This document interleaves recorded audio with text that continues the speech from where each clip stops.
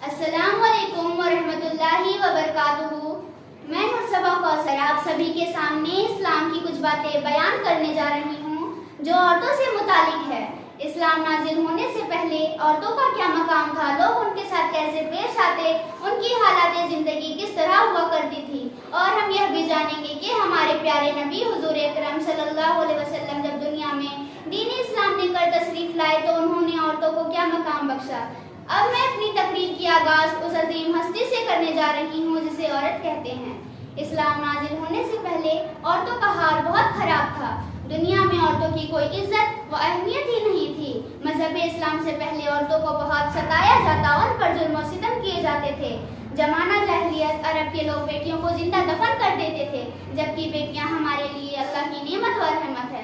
खुदा के बड़े बड़े नेमतों में से एक बहुत बड़ी नेमत बेटियां हैं। लेकिन अफसोस कि दुनिया ने अपने गलत ख्यालों की वजह से बेटियों को बोझ समझते थे। अरब के जाहिल माशरे में समझा जाता था कि बाप अपनी औलाद का मालिक है, चाहे उसे जिंदा रखे चाहे उसे कत्ल कर दे। किसी को इस बात पर एतराज करने का कोई हक नहीं। मजहब इस्लाम से पहले लोग खुली गुमराही में थे। कोई भी औरतों को उसका सही हक देने के लिए तैयार न था, बल्कि उसे नफरत की निगाह से देखा जाता। और शौहर फकत अपनी खिदमत के लिए औरतों को कपड़े और खाना देकर उनसे गुलामों की तरह सलूक करते, जानवरों जैसे पेश आते और जरा जरा सी बात पर मारते पीटते।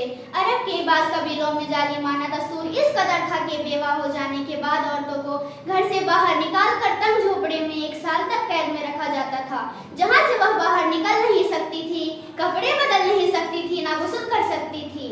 इस्लाम से पहले औरतों पर होने वाले जुल्म सितम को रोकने के लिए अल्लाह तबारक व तआला ने हमारे प्यारे नबी हुजूर अकरम सल्लल्लाहु अलैहि वसल्लम को दुनिया में इस्लामी अहकाम देकर भेजा।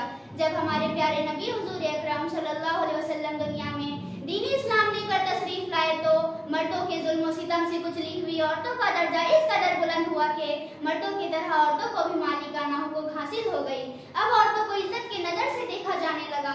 औरत अपने मेहर और अपने जायदाद की मालकिन बना दी गई।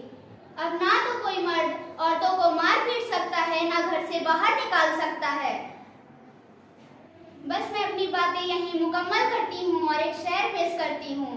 लोग कहते हैं कि बेटियों का कोई घर नहीं होता। लोग कहते हैं कि बेटियों का कोई घर नहीं होता। मैं कहती हूँ कि बेटियों के बिना कोई घर नहीं होता। बस मैं अपनी बातें यहीं मुकम्मल करती हूँ। शुक्रिया। अस्सलाम वालेकुम वरहमतुल्लाहि वबरकातुहू।